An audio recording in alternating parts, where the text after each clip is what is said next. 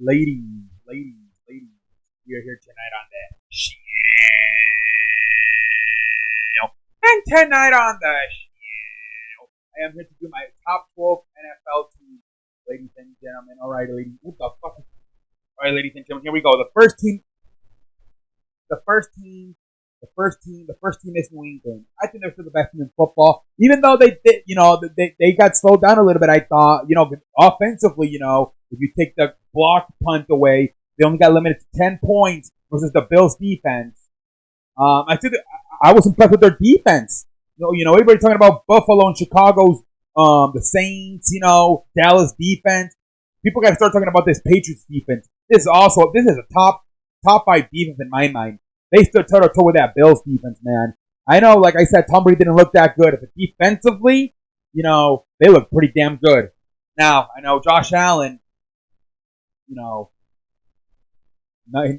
still learning, and then you put in what is his name? Matt Barkley. That guy underthrows everything. But I mean, I don't know. I still think New England is the best team in football. Then we got Kansas City. I still don't like them defensively. I still don't. I think they need if somebody needs Jalen Ramsey, it might be Kansas City. They got to tighten up that defense some way, somehow. They almost lost to Detroit. I'm not sure how to feel about Detroit. Like I said, they beat the Chargers. They beat Philadelphia. They tie with Arizona. They almost beat Kansas City. I'm too not sure how to feel about them, but I'm starting to get more respect as the week go on for Detroit. Next, we got but good way Patrick Mahomes comes back without throwing a touchdown pass, finds a way to win the game. Shout out to Patrick Mahomes for that. The Saints. Look, the Saints, man, they're 2-0 without Drew Brees.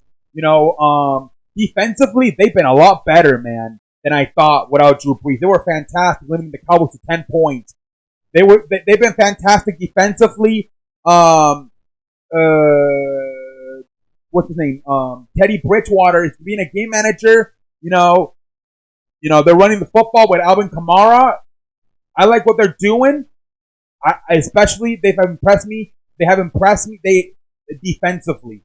All right, number 4, San Francisco. Look, Jimmy Pornstar, Kyle Shanahan. They're undefeated. I know they've only played 3 games. They're 3-0. They're undefeated. You got to give them credit, along with New England, Kansas City. You got to give them credit. They're undefeated. I still don't know how good they are, but they're undefeated.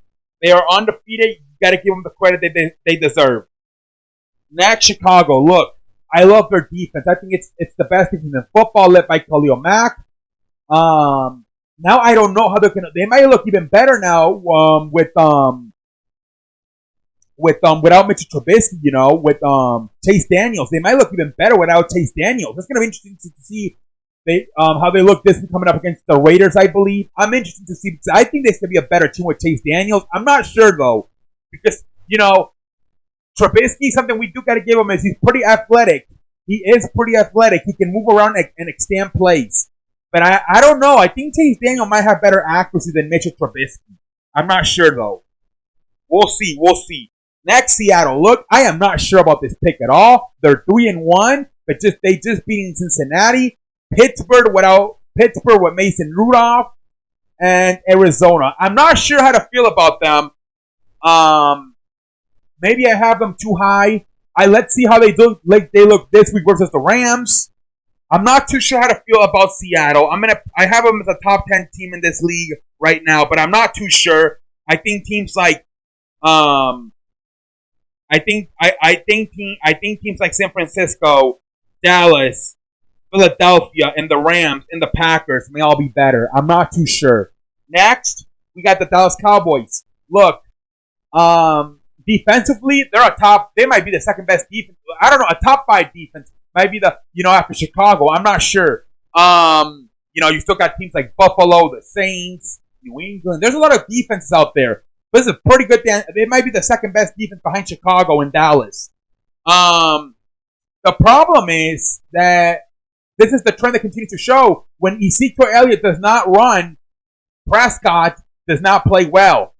That worries me. That's the only reason I dropped them from 3 to 7 because to me it worries me that they can't run the football. That if they can't run the football, Prescott cannot come through. But let's see what happens. Next, Philadelphia, they're 2-2. They're inconsistent. They had to come back 17-0 from Washington, and then they had to come back 10-0 from Green Bay. First time ever, I believe Aaron Rodgers lost a game that he led by at least 10 points in Lambeau Field. I'm still not sure how to feel about the Eagles. They're pretty inconsistent.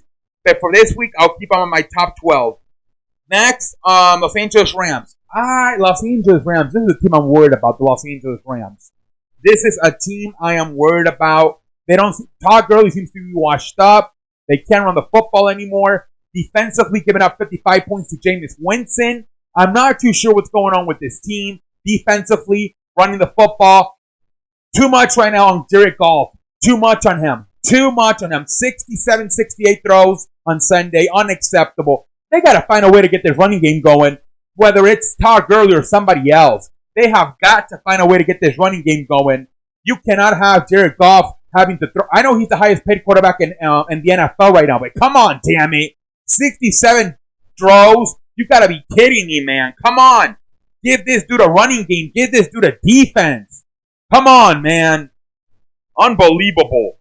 Next, the Packers. Look, the Packers are still learning under Matt LaFleur. You know, they're still trying to figure out what works, what doesn't work. They got shot down running the football, and then they also got, I'm worried about their offensive line and their defensive line. I'm worried when they have to go up against teams like Chicago in the future.